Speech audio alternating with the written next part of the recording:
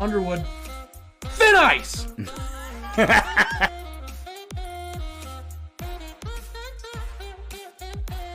To smoke some weed and shut up. My God. Oh, I thought for sure there it is. Boom! Yes!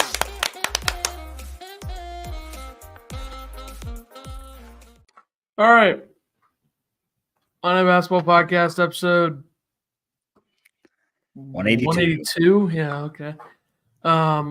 December 7th, 2023 is the date. Jesus, it's a Thursday.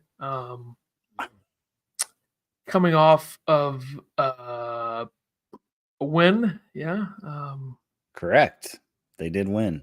Brought to you by Armchair Illini also. I got you. Yeah, wasn't going to get there. I was on the box score. I just I don't know. have that pulled up. I know you're lost in the sauce right now. What, did you go play golf? You just get back from No, the I think I'm going to play tomorrow. Okay. All right. I didn't have time. I didn't get up till like 12 today. So Ethan running a little late today, so that's why we were late, of course. Bergie, what's going on? That is it's so false, but whatever. It's cool. Jeff, what's up?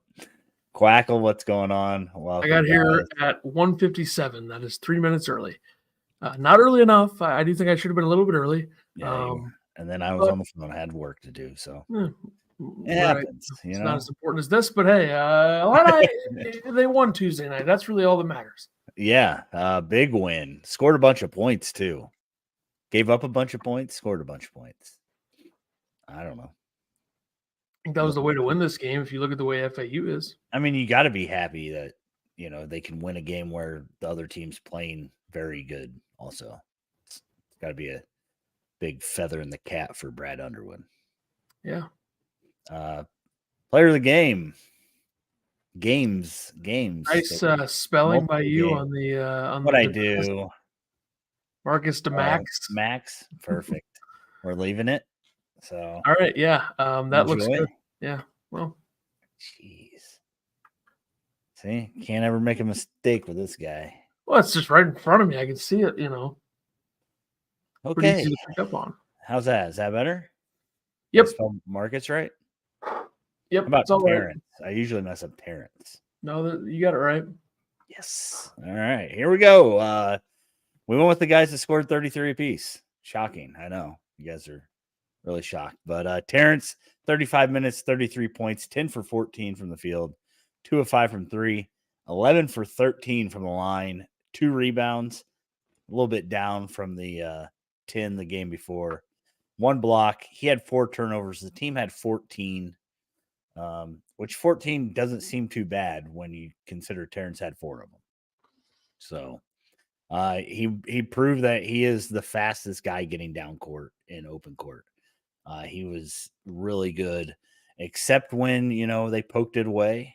I think you said it's 50-50 when he goes to the hole like that. The other team will poke it away. I think it's almost – I think it's like flipped to where it's probably 70-30 that he loses it when he's going from the three-point line. But if he's going coast to coast, all the way, I think it's like 70-30 that he's going to score. Yeah. That seems like a fair assessment. He went to his right a lot this game too, which was nice to see. He looked a lot more comfortable going to his right. The FAU's defense kind of didn't allow you to penetrate, and then Illinois just it seemed like they figured it out, found a way to get in there. So, who'd you go with? Marcus DeMax. DeMax. What I found interesting about this Maximus is that I think it was a swing and a miss. I think the interesting thing from this game in terms of people actually talking about Damask on a national stage is that a lot of people don't know how to pronounce his name. Heard a lot of Domask. Don't like that. You don't like D-O. What is D-O? Do. Okay? Now put an M in there. It's not going to be Domask. Not the way the English language is. It's kind of weird. Damask. What about What about D-O-M-A screams dome? Nothing. So I think we need to realize that when D-O is in the beginning of a name, it's probably going to be duh. Okay, thank you. D-O-U-G. Doug. Do we say Doug or do we say There's a U in that though. Doug. Yeah, D, but the O is in front of the U.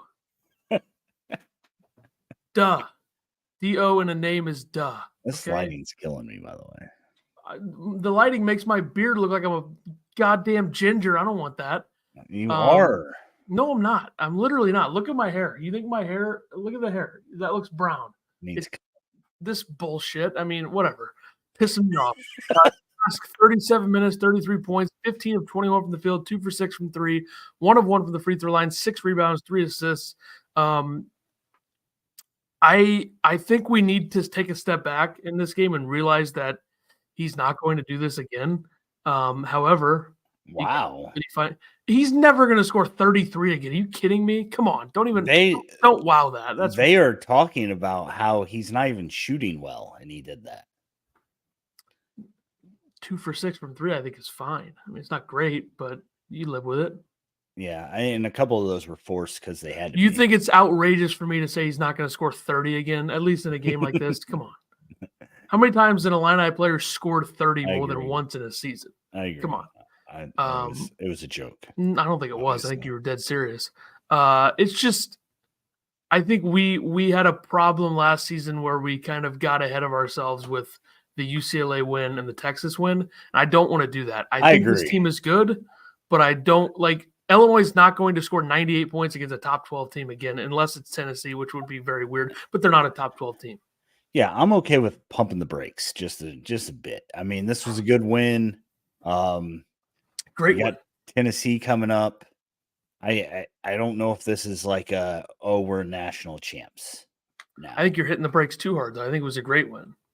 Great win. Okay, I agree. It's a great win. It's a win that you wanted to go get. But it's also somewhat of an outlier win because Damask and Shannon had 66 points combined and they made 25 shots. I don't see that happening again. How Shannon's performance against UCLA was an outlier last season. That's true. However, the evidence would support right now that Terrence Shannon has been as consistent as we've seen him ever in his college career.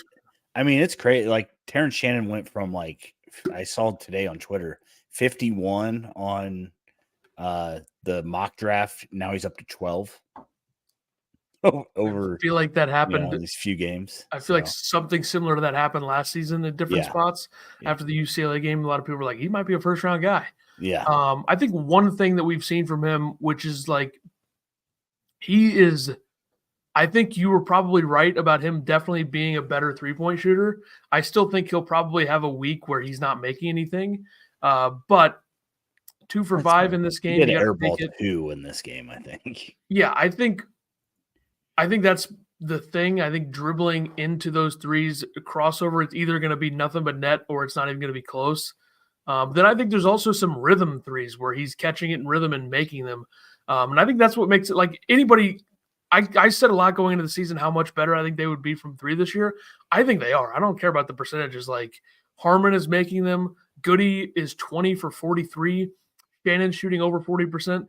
Domask, as everyone wants to call him, hasn't been great from 3, but still, I think he'll be better than 25% a couple months from now. Guerrier hasn't made them, which is, I guess, you can live with that. But he's got to stop taking them, I think. Guerrier has stopped shooting. If him and Coleman are on the floor at the same time, somebody's got to shoot him, I think. That's true. But they're up to their top 150 in 3-point percentage right now, which last season you look, they were 335th. I don't think there's any denying that they're better this year. So everybody could shut up about how bad they looked during the Spain trip. Jesus. They can shoot. They scored 98 points against – I know FAU's not great defensively, but they're still – FAU's still the best defensive team they've played this year outside of Rutgers and Marquette. Yeah. So what do you want? I think another thing with this point is that FAU just simply could not match the size of Illinois. Like, it wasn't even close.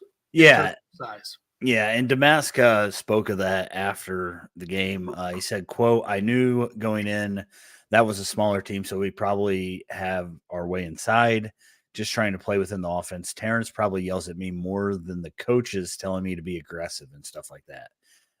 Terrence was is very adamant about, being a leader. And it showed in the post-game presser. Like, he was telling Damask not to talk about how he's not shooting well because they're going to start falling. So Terrence said of Damask, quote, "He's unstoppable. I'm always on him about being aggressive, and he was tonight. And I was really proud of that. And he could do that every night." I think that fact. What? He won't Terrence do that every night? Terrence Shannon is the best transfer in the history of the program. That is a fun fact. We will talk about transfers here later. All you Illini fans are such idiots, by the way, but we'll get to it, I guess. And you might be surprised how Matthew Meyer falls on my list of 5. So I'm sure, yeah. And Andres Feliz, by the way, does not count, but we'll get there. He's not even he's a JUCO is not a transfer. I agree. Yeah. Anyway, we'll get there. Yeah. Terrence Shannon is listed as a point guard on KenPom right now, by the way. Last year he was listed as a small forward. This year he's listed as a point guard. I don't know what's up with that. Damask listed as a small forward, and then Rogers is listed as, I think, as a shooting guard, which might as well get rid of the phrase shooting guard when you're somebody listed as a shooting guard can't shoot. Can't shoot. Yeah, that's rough. Damask definitely brought the ball up the most in this game. There were times where Damask literally went 97 feet to the basket. I think Damask played the actual Jalen Pickett role in this game. He did. Yeah. Everything he did looked like a cross between Michael Jordan at the Garden and Jalen Pickett. Yeah. Just this fadeaway. Is Illinois last year's Penn State team without they're not quite as good at shooting and they're better defensively? I mean, people are talking.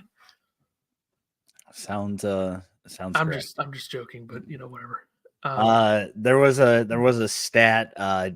Damask and Shannon became the first Division I teammates to each score at least 30 points on 70% shooting. Very specific. Yeah, I mean, it's in a game since Thomas Kinney and Drew Samuels did it for Marist in a 119-108 loss to Niagara in January of 1999. It is the literal definition of an outlier with these numbers. I think both of these guys are going to be huge parts. I mean, going into this game, you thought Damask was a bust pretty much. I did. I apologize to everybody. I apologize to Marcus Damask. We will never. am sorry. There you go. We will never see Illinois be this efficient the rest of the like. There's no way. Like they shot. You think everybody's expecting it from Damask now, though? That's kind of what they're stupid if they're expecting him to score 30. That's true. I'm expecting him to put up double-digit points and make some threes. And do it efficiently. He's not going to be able to back down against Josiah Jordan-James and Jonas Adu from Tennessee. It's not going to work the same way. Like Golden was the only threat. He had a lot of foul trouble. I think Dusty May probably wishes he played Golden a little bit more, especially with how hesitant they were to give him foul calls. I mean, he only played 19 minutes. But anyway, my point was Illinois shot 60, 40, 90. Like what? That is insane.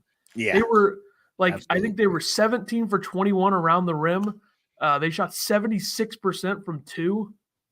A ridiculously efficient game. Like we're never going to see 60, 40, 90 from this team again. Yeah. I don't even know if we'll see 50, 40, 90. Honestly, like I don't think we'll ever see that 90 in the free throw category again. Well, let's think of who's shooting. It's over 85. I'll be happy. Gary A 2 for 2. We haven't seen that very much this year. Right. Harmon 2 for 2. He hasn't shot very many free throws. Dane and Ty didn't go to the line. That's huge. And then Shannon 11 of 13. Probably could have gone 13 for 13. I think the ones that he missed were close. And then Coleman 2 for 2 is pretty rare.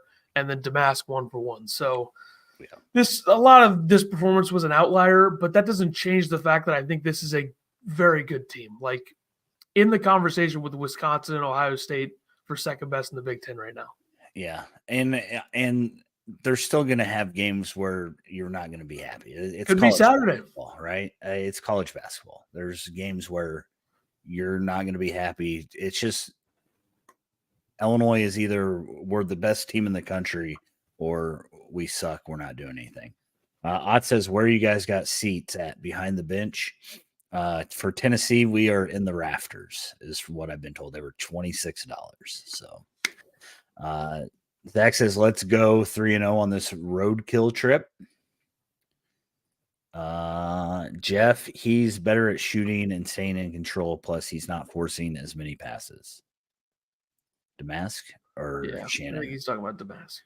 Maybe not, though. I don't know. I don't know. These were put up a while ago. Jeff said, I said he was point guard after the Kansas game. Yeah, we know.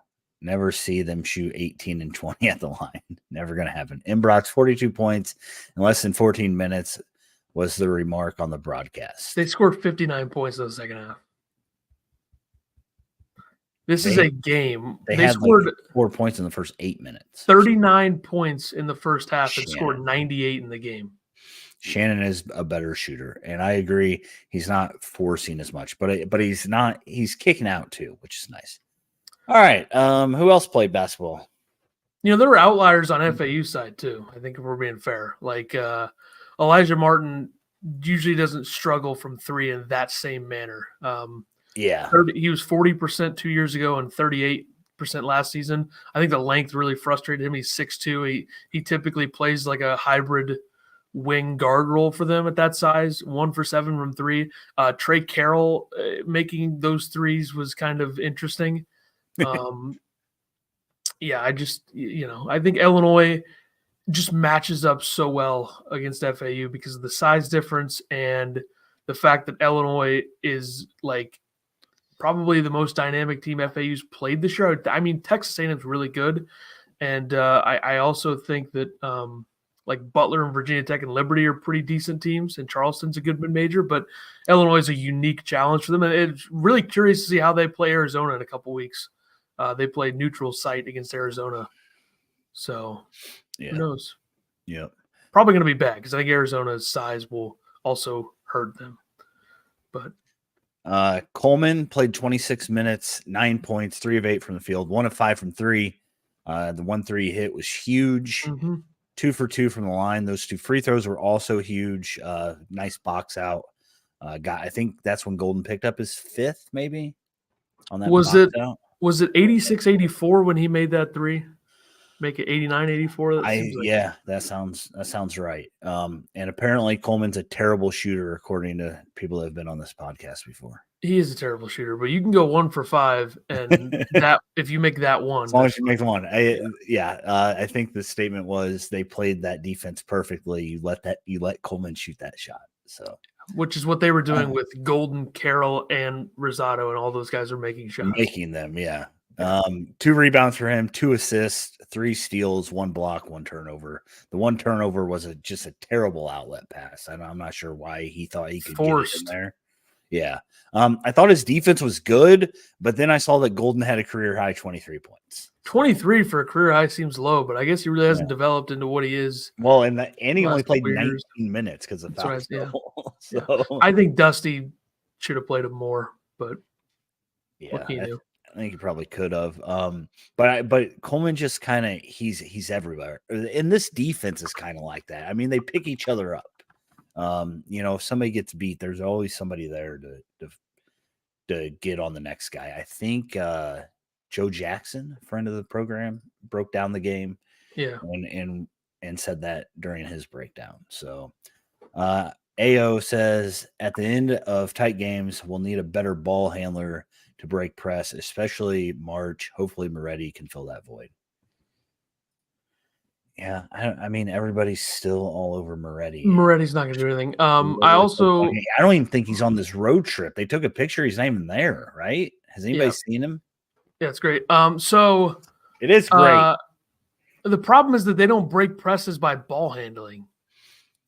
They're a pass first. And they have the length to be able to pass out of it. So they just need to take advantage of that. And we can't have Damask and Rogers just standing there and not doing anything. That's what takes time off the clock. And, Shannon, maybe he can run downhill and draw a foul. I don't know. But I wanted to also shout out Jeffrey Anderson, the referee in this game, who was calling all the travels possible, which was great. He's also the high knees guy. If you look at the tweet that I put in the chat, he does the high knees down the floor. I know exactly. I don't even have to look at it. I know exactly what you're talking about. 6th ranked referee on KenPom this season. So that's pretty good. You had number 6, Jeffrey Anderson, number 21, Brian Dorsey, number 34, KB Burdett. I thought the refs did a pretty good job. I think there were some times in the game where I was like, Jesus, we're calling that. You were kind of getting mad. But I think that's just what it is. I think there was a stretch of like 3 calls in a row. When Illinois first went up 7 early in the second half, there was 2 and 1s for FAU. And like some of these calls that are so far away from the basket, the foul on Harmon didn't look like a foul. But yeah, I thought it was interesting. Coleman after the game was interviewed and he said, quote, "I knew we were fully capable of beating this, guys. I think the real test for us is on Saturday." So he said, "I was never worried about FAU.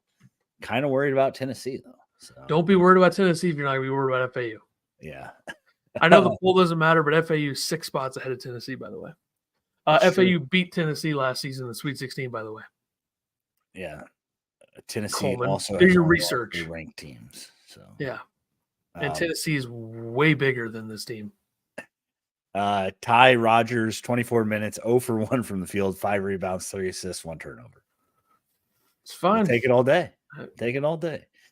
Quincy, 17 minutes, didn't play as much as you would think, but I think that a lot of that had to do with how well Harmon played when he came in. And you didn't need him since Damask was kind of playing the 3-4 role. 17 minutes, 1 for 3, 0 for 1 from 3, 2 for 2 from the line, 4 points, 2 rebounds, 2 turnovers. Quincy can show flashes of greatness, and then he can just kind of get lost. So I think he might play a big factor against Tennessee, though. I think Quincy might need to step up. On the bench, Luke Goody, 23 minutes, 1 for 2, 1 of 1 from the 3-point line, 3 points, 2 rebounds, 1 steal, 1 turnover. He came in, gave Illinois kind of a spark on offense, got a 3 up, made it, and then they benched him. But you didn't really need him, but I wish they would have ran a few more sets for him to get some open threes. I think they're going to need some threes against Tennessee, the way Tennessee plays defense.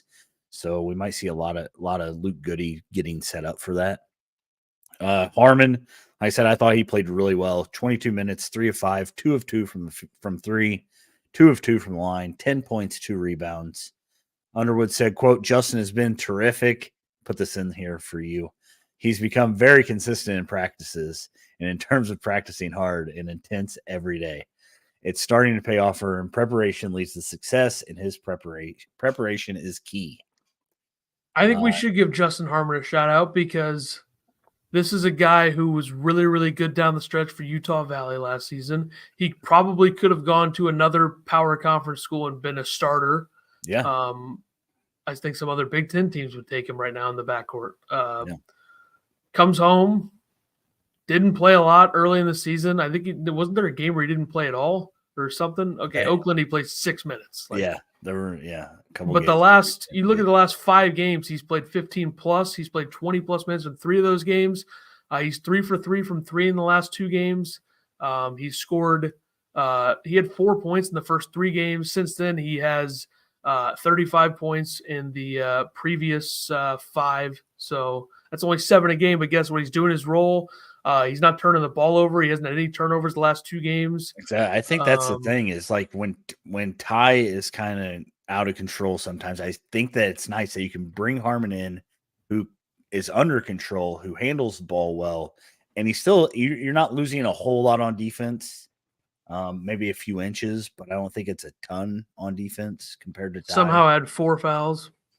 He did have 4 fouls. Yeah. So. But yeah, I think Harmon's going to play a huge role coming up, especially in the big games like Tennessee, Purdue, those games that.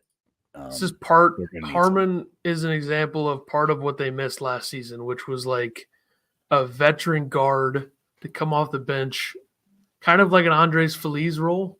Yeah. And make some shots. Like their guard options off the bench last season.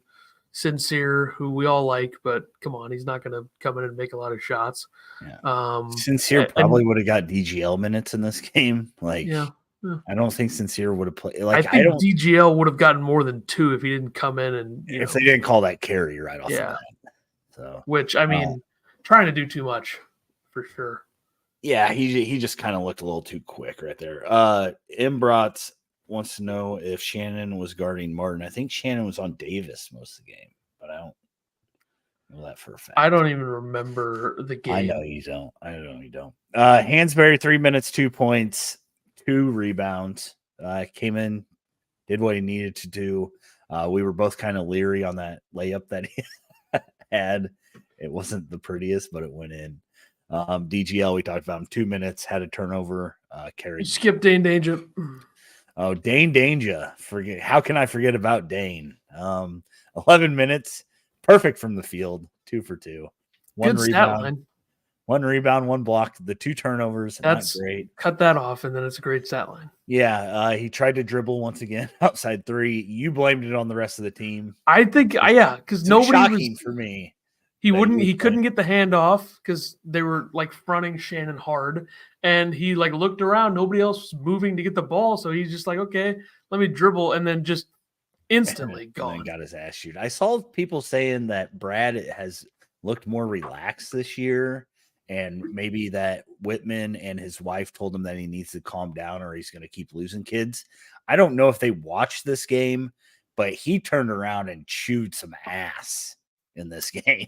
But you know the difference between this season and last season? These kids aren't a bunch of PUSSYs. No, well, that's not even where I was going to go, but whatever. I was going to say that this team is so much older. You don't need to coach as much with a lot of these guys. And I don't think that they'll get yelled at. They don't care. MJ, sorry I'm late. Good to see you. Good to see you, MJ. Embrat says, how different is playing Edie than playing Golden? Edie's just bigger. Yeah, I don't know if he's as skilled, but he's definitely bigger. Yeah. You got to hope you can get him in foul trouble like they did with Golden, too. Game was awesome in person. MJ, did you went to both games? You going to Tennessee, too? Are you just traveling with the team right now? All right. Other notes and quotes. Ethan already talked about 63% shooting, 40% from 3, 90% from the line. Underwood said, quote, heck of a college basketball game. That was terrific. It's not often you shoot 63% and you need all of it to win. Fair. Yep. They did lose the rebounding battle for the first time in a few games. It's crazy, though. There was only 54 total rebounds, and Illinois had 56 rebounds themselves against Rutgers. So, let's see. What else we got? FAU had 12 offensive rebounds. A lot of those were bangerangs from 3 that just fell into FAU. They missed 14 threes. I wonder how many of those offensive rebounds came from those 3 misses. On one possession, it was like 3. They had 3, I think. I would bet there was probably 9 offensive rebounds off of threes, somewhere around there. Yeah, that's probably true. Jeff says Shannon has taken on the leadership. I agree. I think Shannon's turned into a great leader. Damas said of the game, and this is why I think that you just got to kind of, Damas had a great game. You can't expect it every time. Just like you guys all saw Moretti play some crap team, and you're like, oh, he's freaking the best point guard I've ever seen. Damas said, quote, it's just basketball. I feel like some games you have it, some games you don't. Some games you get more looks, some games you don't. I just try to take advantage of everything I can and do whatever I can do to help the team win the game. And then Underwood, to finish this off, said, quote, when you play in a marquee event, is a different umph to it, a different pop to it. You're going to play a good opponent on a neutral site. Yeah, this is one game now, but it's against a ranked opponent. Nice to know internally that our team can get to that. So glad you got through that. I just struggled. Sorry. That was bad. That was really bad. But yeah, good win. Great win. Sorry. Great win. Thank you. Terrence Shannon doesn't know how to use the MSG. So. Yeah, it's true. Shout out to Terrence Shannon. He's number 4 in the Ken Pom Player of the Year standings right now. Zach Edey, number 1 of Purdue. Jaden Ledee of San Diego State's number 2. Kyle Flopopowski of Duke is number 3. Shannon, number 4. PJ Hall of Clemson, number 5. Tristan Newton of UConn, number 6. Hunter Dick Henderson of Kansas, number 7. Suspended. By the way, a scumbag. Did he actually get suspended? Because that was 3 a fake. games. It was a fake Rothstein tweet. Oh, was there was another it? tweet? Yeah. Maybe not then. I don't think he actually got suspended. It was a fake. It was John Rothstein, not John. Why is fake stuff popping up in my feed? It did to me too, and it almost got me, but I'm not that dumb, I guess. I'm an idiot. Janai Broom of Auburn, number 8. Baylor Shireman of Creighton, number 9. And we'll see this guy, Dalton Connect, on Saturday. Tennessee is number 10. So Edie, pretty much the runaway right now by the numbers, but who knows? Yeah. Shannon's Shannon's playing like this. He's got a shot. He'll be an All-American for sure, which would be another All-American for Brad Underwood, who apparently can't coach. I mean, whatever. I don't know. I saw Ant Wright, who obviously we like a lot, tweeting about Are people value. saying Brad still can't coach? No, I just think that his tweet was about how he's being paid a lot to not get to the Sweet 16, which I think is fair. But that also, is a fair argument. I think you also have to look a lot of like what the program was before he got there, bringing the program back to being relevant. I think Matt Norlander had an article about all of this. And like how we need to take a step back and think of like this is a success story for Brad Underwood. He has 1 year at another power conference school, comes to Illinois. John Gross was a horrific portion of the history of this program. And the first 2 years were brutal. He got certain guys to stick around. Yeah. I mean, just because Illinois has a lot of money doesn't mean that the program was built, I mean, he had to rebuild it. I think the pay thing is kind of, I mean, that's more just Illinois alumni have a lot of money. Yeah, I'd like to see. I don't think they're paying because of who he is. I think they're paying because they can pay that. Yeah. Anyways, Jay says, what makes you hold your breath more? Hawkins step back 3 or Dane putting the ball on the floor? I'm going to say Dane putting the ball on the floor. I think the success rate with Hawkins step back 3 is probably like 3 for 30, which is probably better than Dane's turnover rate when he puts the ball on the floor. Yeah. So, all right, on to Tennessee. Yeah, Illinois, Tennessee, Saturday, 11 a.m. Central, noon Eastern. You'll be there. CBS. 2 o'clock. Yes. Illinois is number 20, 7-1. Tennessee is number 17, 5-3. A total honor for the program to be a part of the first game of the season on CBS. Haven't figured out who's announcing that game. If anybody knows or looks it up or if it's out there, let us know who will be on the call for that. Have to imagine we might see Raft maybe. Hopefully. Yeah, I think. That would be good. But Tennessee's certainly better than their 5-3 record. Went into Maui and lost 2 games.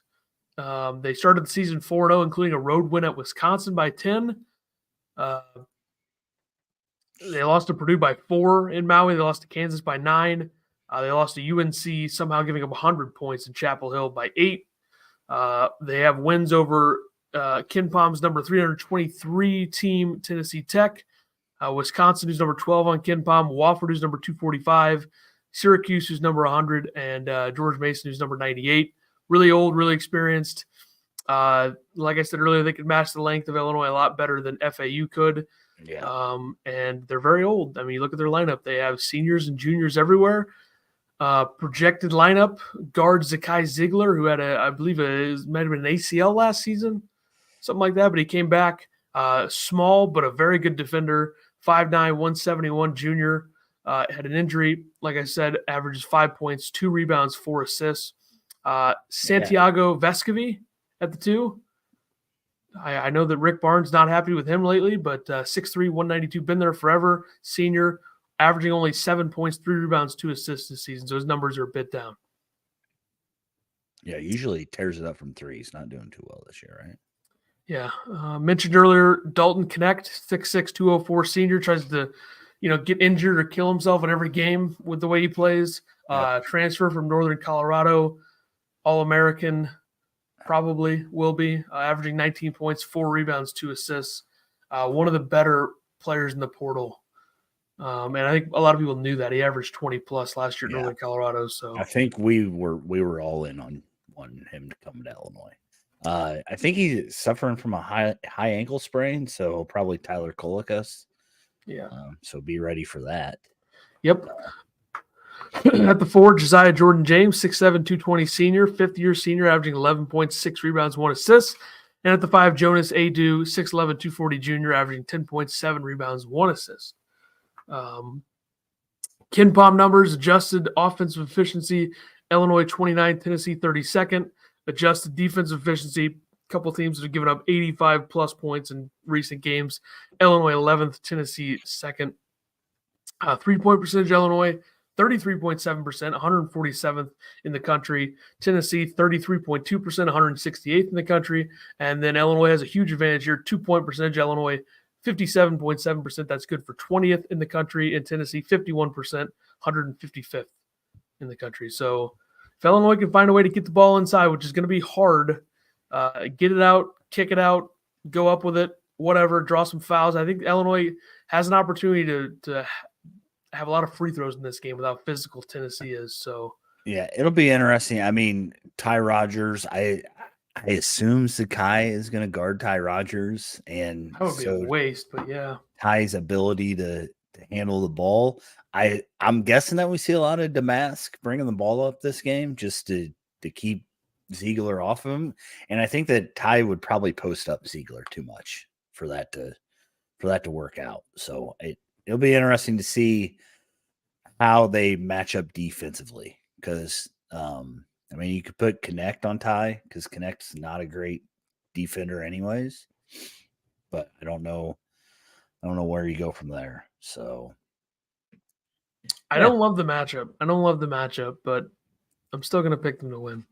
So whoa, I'm not spoiler a sellout. alert. I've been saying it for days. I said it during the watch party like 3 times. You know when you didn't say it? Episode 176. Doesn't matter. It's an in-season flow thing. I'm not a sellout like you. Players to watch. I am not a sellout. Players to watch. I'm going with my players to watch. My player to watch for Illinois would be Terrence Shannon Jr. Wow, really, really good stuff. My player to watch for Tennessee would be Dalton Connect. You can't even spell his name. I fixed it for you on this one. What do you mean? That's right. No, you spelled it the way that I just fixed it on both, and then I fixed it. You're crazy. You're putting the T in front of the H. That's obviously how it is. Connect. Okay. Also, how is it not just neck? Thank you. Yeah. 2 All-Americans. Can TSJ keep them in check? It's a big question. Can you let me do you were taking forever you have to get somewhere there. to be? Holy cow. Maybe. Crying out loud. All right. Yeah, it'll be interesting. These guys going at each other. I don't know how much they'll guard each other. I think Terrence Shannon might guard Connect. The opposite is probably not true. But Shannon is Tennessee. The way Tennessee plays defense, Illinois is going to have to knock down some threes. That's why I said Goody is going to be. He's going to need to knock some down for Illinois. I think Damask is going to have to shoot a little bit better from 3, because the way Tennessee plays defense is kind of how FAU started out the other day. It seems like every guy that's not on the ball has a foot in the lane to stop driving, and I assume that they're going to do that even more with Terrence Shannon Jr. So I got to do that. And they run a nice 2-man game, a little pick and roll. So Illinois got to figure out how to defend that. They didn't do that too well against FAU. So, yeah, Terrence Shannon, Dalton Connect, both scoring 30 this game, I have a feeling. All right. I'm going Justin Harmon, since I'm actually, going to switch it up rather than keep going with the same guy. On the Illini side. What? Who went with the same guy? Did you not take Shannon in the last game? Nope, I took Coleman Hawkins. Really? Probably not, but I don't think I've taken Shannon yet, honestly. You're the one that's picked the same guy like 6 games in a row. I picked Ty like twice. Big deal. Back to back. I picked Coleman Hawkins and Vlad. Whatever, who cares? Santiago Vescovi for Tennessee. Harmon has played well over the last few games, like we alluded to earlier. Needs to keep making shots when given opportunities. And then Vescovi, last 2 games have been tough. criticized by Barnes, and 7 points in 42 minutes in the last 2 games. He played 14 minutes against North Carolina. Yeah, this is a scary game. Tennessee, they're trying to bounce back after those 3 losses in a row. I think they played George Mason or something, Yep. right? Yep. It's not that scary of a game. It's just beat like the snot out of them. You got to go to Tennessee on the road. But there's like no. Luckily, it won't be like an away game because I'll be there. Right. Yeah. Cheering on Illinois. It's like there's not a lot to lose in this game. I mean, it's not that big of a deal if you lose. I feel like there's definitely more to win than more to lose. Yeah, definitely. Like if you win it, it's a great win on the road against the top 20 team. If you lose, it doesn't hurt as much. Yeah. I don't think anybody's expecting Illinois to win this game, except for you. I am. I am not. I got Illinois losing this 68-71. I hope I'm wrong. I hope I'm wrong, but I said before the season Marquette and Tennessee would be their only 2 non-conference losses. I'm going to stick with that right now. I don't like changing everything up like Ethan does. Well, I'm the only one that believes in the team. I'm taking them 76-74 to win. Down 74-73, curl around the screen. Shannon falling towards the Tennessee bench for 3 all game. That. Good I night. hate that. I just made it up. It's not going to happen. So you think Shannon's not going to have the ball in his hand? I don't know if he'll make the exact type of shot that I said. I don't know if he's going to take a 3. I don't know if he's going to take a 3 down 1, but whatever. I was kind of recreating the scenario for when the Suns, Devin Booker had a buzzer against the Knicks this year. It was kind of exact play like that. Yeah. Jeff says 83 Illinois, 71 Tennessee. I don't like that because everything Jeff said about basketball in this chat's mostly wrong. So Jeff that's also not great. says my biggest complaint on Brad is he's stubborn in the past. He doesn't make adjustments. Who cares? My biggest complaint of Brad is going to the well too much. Jeff says if we can swing the ball around fast enough on passing, we win. And you got to make threes. I think this is Tennessee definitely plays. You got to make threes against us to beat us. So, and they're number 2 in defense. After UNC hung 100 on them, they're still number 2 in defense. Kind of says something. So, yeah. This debate was put up on Twitter by at DJS1184. Good name. He said the top 5 transfers in this order were 1, Terrence Shannon, 2, Damask, 3, Plummer, 4, Grandison, 5, Dane Danger. Ethan went out and posted the gif of Matthew Meyer banging monsters against his head. I think that's what he was doing. And you caught a lot of flack for that. People were really against it. I posted that and just stopped looking at Twitter. So I had a ton of notifications when I checked again last night. I bet you did. Obviously, Matthew Meyer would be in your top 5. Where would you put him? 4th or 5th? Probably 4th. Also, I'm not ready to say Damask is 2nd. Like, what are we doing? I agree. 8 games. I agree. And Dane Danger, seriously, we're gonna reward Dane Danger for most of his never performances. Be on a top 5 list. Like most of his good performances. Like this list sucks. Honestly. Yeah, I think mine would actually be Terrence Shannon, Plummer, Matthew Meyer, Damask, Grandison. And if we count Andre Feliz, he would be in there instead of Grandison. He can't count. Sorry. That's fine. I'm just he probably saying. Can. He probably actually can count, but not for this list. Correct. So yeah. I'm going to put Matthew Meyer at 3. Hate on it. I don't care. I feel like it's insane. And I'm the biggest Matthew Meyer.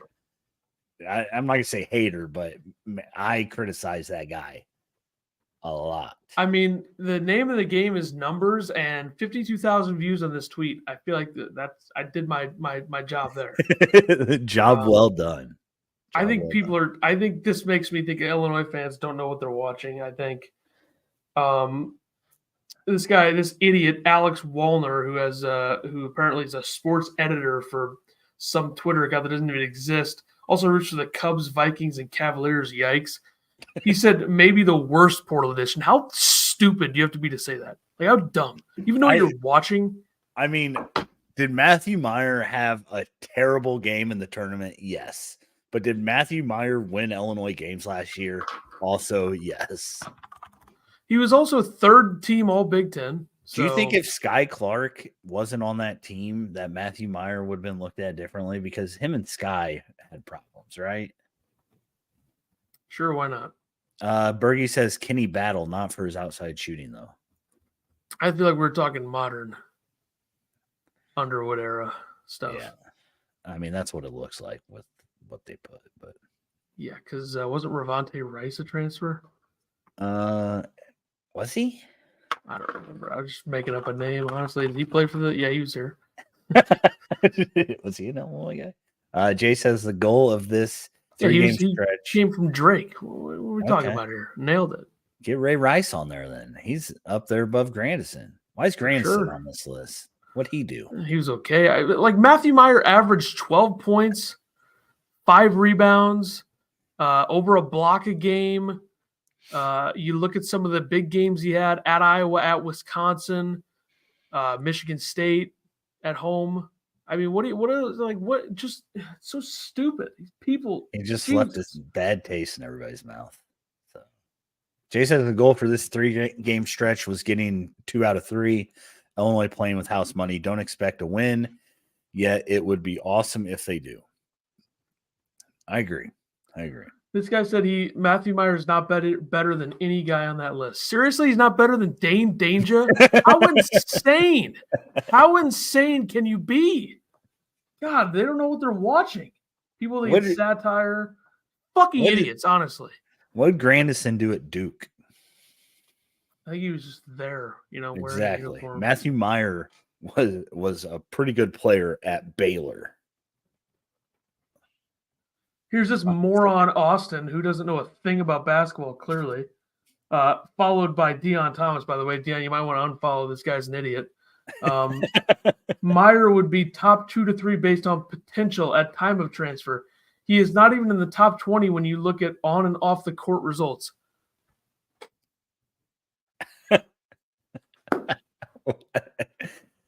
One second.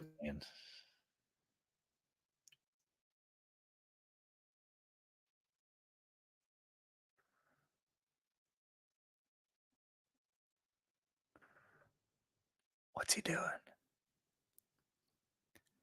If you're listening to this, Ethan has left his station. I expected like a scream or something.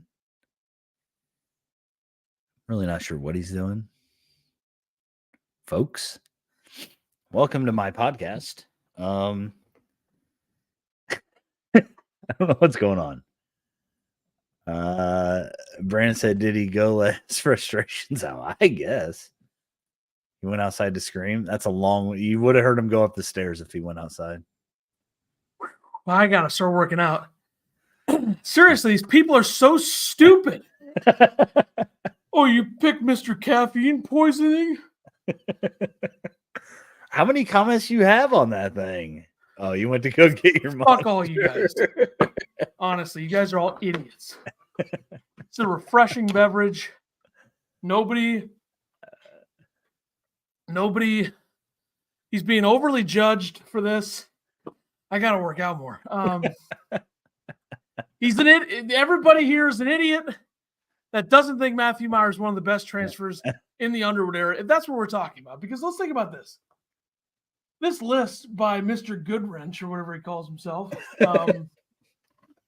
ridiculous. I mean, Shannon is the obvious one, right? Uh-huh. Damask is way too early. Way too early. Agree. People could have said Matthew Meyer too at this point last year. Certainly. Right? I mean, the reason that they don't is because of how the season ended. Yeah. I think Matthew Meyer was more likely to go off the deep end or whatever they want to say about him than Damask. But obviously, but I'm just saying. You could say Damask has like maybe the best single performance by an Illini transfer. I think right there was Shannon in this game and Shannon against UCLA. Plummer, I think, deserving to be on the list somewhere. He was an all Big Ten guy that year and was a big-time shooter. I think it's unfair to call Plummer a one-trick pony, which I think some were calling him that, but I guess, he did it pretty well. Grandison, I don't really get it. I think we're just saying that because was on the 2021 team and started, I guess. Yeah. Congrats. I mean, he's fine. Didn't really do too much flashy. And Dane, that's just outrageous. Ridiculous. Yeah, Dane is outrageous. Jay says Meyer got to be near the top. Who the hell else is there? Exactly. I don't think any of these people commenting no basketball. I'm not drinking any more of this, but shout out to probably a good choice. Jeff, don't worry. Ethan is not going to Knoxville. Wasn't invited, guys. Wasn't invited. Dude, you won't go to Champaign with me. I was supposed to think you'd go to Knoxville. Maybe I would have gone. I'm a different animal now. We can ride 5 deep in the Ford Taurus, I'm sure, if you really want to go. A little late for that. I don't have a ticket. We added a guy last week. He got a ticket right behind us. Yeah, no interest. I ain't riding 5 deep in the Ford Taurus, so that was a joke. So, anyways, why would you take a Ford Taurus? Wait. I don't know, because that's the guy that wants to drive that has a Ford Taurus. Not my choice. Yikes. I can't believe I got this much heat for this tweet, though. How many comments were on it? I'm looking now. When I looked, there was only like 30. 28 comments, 41 likes, 53,000 views. Who shared it? Did Armchair share it? No, the only quote tweet was just my quote tweet about the podcast. Huh. Got some, Kevin Ducey from Keeping It Orange and Blue defending me. Or not defending me, but defending Meyer. I think that's good. Good stuff by him. Your boy Brandon Havrilka is a fucking moron too, apparently. Whoa, he's here. Well, sorry. What do I care? Meyer has no place on that list. He gave up on the team. How did Matthew Meyer give up on the team? Like, what? Did anybody on the team play well in that game against Arkansas? No. If anybody on the team gave up on the team last year, guess who it was? Sky Clark. Come on. There's no way he'd be top 5. The disrespect here we go. Balance the Illini fan. He knows ball. The disrespect for Meyer in this comment section is crazy. Sure, he made some bad decisions, but so did everyone else. A very streaky shooter and ultimately carried us into the tournament last year. Quit the disrespect. Handshake. Handshake. These people are insane. Can't talk ball with everybody, though, Yep, not everybody's as smart as us. He had 6 to 7 games where he was the best player on the floor for them. And several of those were on the road. What do you want from me? I mean, you witnessed one of his best games live, Michigan State game. Yeah. Another game that I could have gone to that I wasn't invited. I think everybody knows how I felt about Matthew Meyer, and I'd still have him top 3 on this list. So. Well, this ILL lunatic guy who is apparently people know, I don't know. Dude was so undisciplined in the last quarter of the season. What do you know about discipline? Give me a break. Hey, how about this? We got to talk about Mask. Yeah. I feel about that. Square, circle, square. Go back. We talked about him. Honestly, his attitude and work ethic were non-existent. His work ethic was non-existent. I have a feeling if his work ethic was non-existent, Brad would have kicked him off the team. That's true. Attitude, who knows? I'd take Damask over him. Great. Damask has played 8 games here. I'd take Dange over him. You're a fucking idiot for that. I'd take Shannon over him. No shit. I'd take Plummer over him. I mean, I could have a discussion, but I don't know. I'd take you take Grandison over him? Seriously? Why? Because he has a set shot and just chucks he'll make the shots, but doesn't do anything else in terms of versatility. Okay, cool. The guy who came from Holy Cross. All of those names I just mentioned, I'd take straight up over Meyer every single time. It's about personality and First of all, it's about personality and locker room chemistry too, dude. If you're Kevin Ducey, who's the one who he's saying this to, you gotta call this guy out like a lot. Like, this guy duded you twice. He said dude at the beginning and dude at the end. What an idiot. So, all right. I don't know. I just feel like these people, I don't know. I'm I definitely. mean, I didn't expect you to go back through all the tweets, but Well, the explicit tag is going to have to be added to this one. You know, I got frustrated, lost my cool. how many F-bombs did you throw out when you left? I actually just ran up and got the monster. I didn't really. Oh, I got you. Okay. Imbrot says if we win this game, it gets scary. Like who's going to beat us every time we play? It's college basketball. Probably Colgate. Square Circle Square says, can we talk about Hawkins for a second? And then he says, Damas scored 33. Matthew Meyer couldn't handle Monster Energy. I don't think we understand the level of Monster Energy that he had, though. Yeah. Jeff says, Guy has an ego problem. Bergie says, Meyer did march to a different drummer. He did. I mean, let's think about this. He was still a top 5 transfer in Illinois. I think the idea of Grandison and Dane over him is insane. And like Damask, it's been 8 games. We can't do that right now. Here we go. Jay says Meyer has to be 2 right now. Plummer 3. Damask to be determined. Perfectly level-headed response. Perfectly. It makes me think that Illini fans might not know what they're seeing. I don't get it. Like, Matthew Meyer last season, okay. I mean, but that's the thing. Like, that's Illinois fans, right? Like, they're putting Damask on this unholy pedestal. There's going to be games where they're going to be pissed off at Damask too. I guarantee. Marcus Damask, who had 2 games in double digits, in double figures over the first 6 games, only 2. Were they were both against quality opponents, though, right? Marquette and Rutgers. Yeah, we get Rutgers. it. But Matthew Meyer last season, okay. We so the Texas game, he had 21 points, 8 for 10 shooting, 5 for 5 from 3.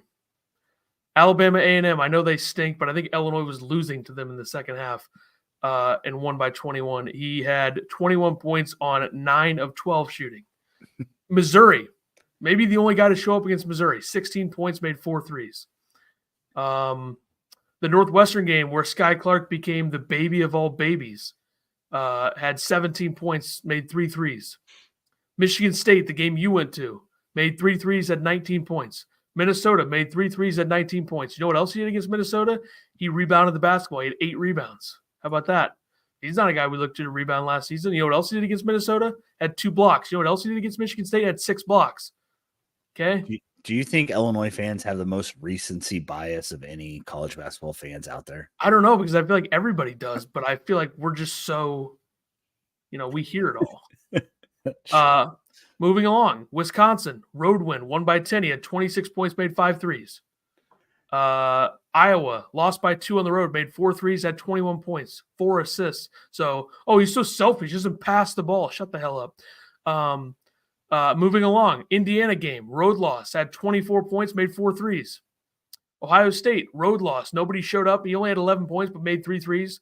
Michigan, double overtime, 21 points, made 8 shots, including 4 threes. And then Purdue, 16 points, 1 for 10 from 3, not great. Finishing the year 1 for 20 from 3 in the last 3 games is going to leave a sour taste. But the body of work overall was good. He had 4 games last season where he was Illinois' MVP, according to KenPom. I would say Damask will not have more than 4 games where he's the MVP of the team this season. He's only got 1 right now. I don't think he's going to have 4. So there you go. Suck on that. You guys are all idiots. Sorry. Jeff says Damask plays old man ball. He's not the kind of player that's going to put his luck if he's hot or screwing up. Jay, I actually liked Meyer last year. They freaking needed him badly. Don't know what Illinois fans are smoking. Does this team make the tournament if Matthew Meyer wasn't there? Probably not. I mean, they were a 9 seed. Like, they weren't a shoe-in. They had a couple games that they won because of him. They had a couple games they stayed in because of him. Like the Indiana game on the road and the Iowa game on the road, he was great in both of those. They didn't win either game. Maybe whoever was guarding Tony Perkins last season shouldn't have let him score 32. And they beat Iowa if that doesn't happen, It's just, I don't know. I don't know what people want. I mean, you're like, none of the people commenting on this on Twitter are in the locker room. Nobody is speaking to anybody in the program. Nobody knows the exact details of what happened because they've never been said. All we know is that He enjoyed this beverage a bit too much. Okay. Monster. I'm assuming the caffeine poisoning, quote unquote, which was just probably playing video games till 6 a.m., drinking 7 or 8 of them. Who hasn't been there, by the way, amongst us? And maybe he got sick from that. He probably wasn't drinking the rehab ones when he did that, but those are the ones that he likes. Those are the ones that were in the locker room.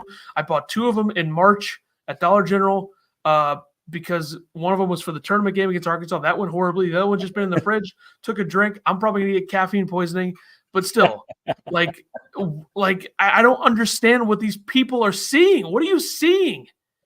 Jesus. Jeff says maybe there wouldn't have been problems. Jeff, did you, how long have you been watching? Was Sky Clark not a problem last year? Was the attitude of several other players in the team, notably Jaden Epps, sitting on the bench, pouting because he wasn't playing late in the game? You think Meyer was the only problem? What are you watching? I thought I had bad vision. I don't think you did anything. All right, around the Big Ten. Let's get this going. Holy cow. Yeah, Indiana won at Michigan. They're 2-0 in the Big Ten. Michigan State lost at home to Wisconsin. All right, let me do this ad read. Do you guys want to throw anything else up there? We'll talk about it, but let Ethan breathe for a second. I'm so fine.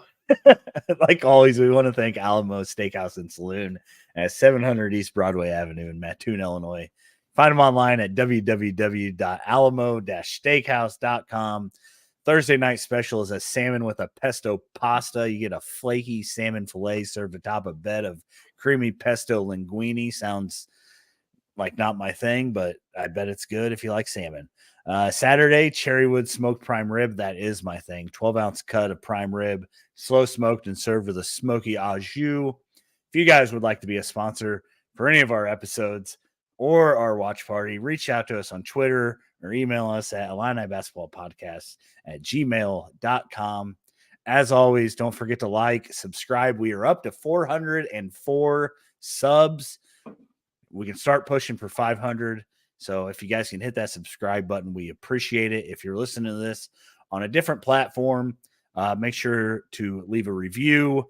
If you want to, come find us on the YouTubes and subscribe to us. We would appreciate it.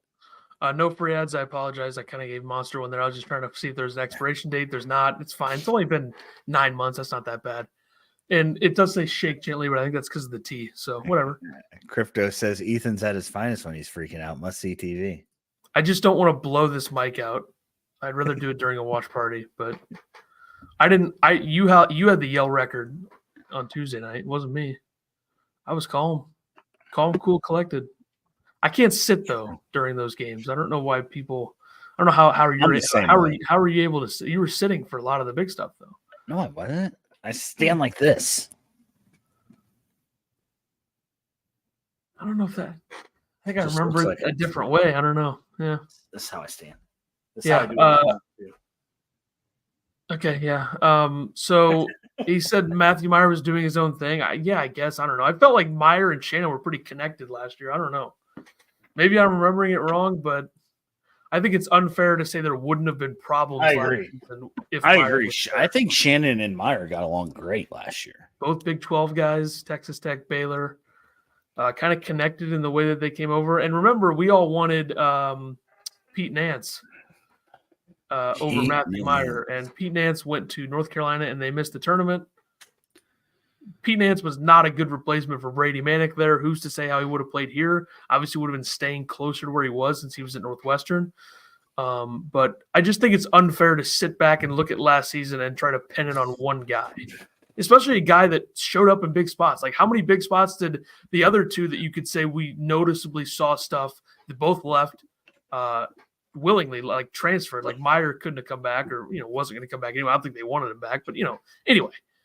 Epps and Clark, pretty noticeably on the bench, you could see stuff. And how many big spots did those guys show up in? Not very many. They're both freshmen, to be fair, but I don't think we can look at last season and blame it on one guy.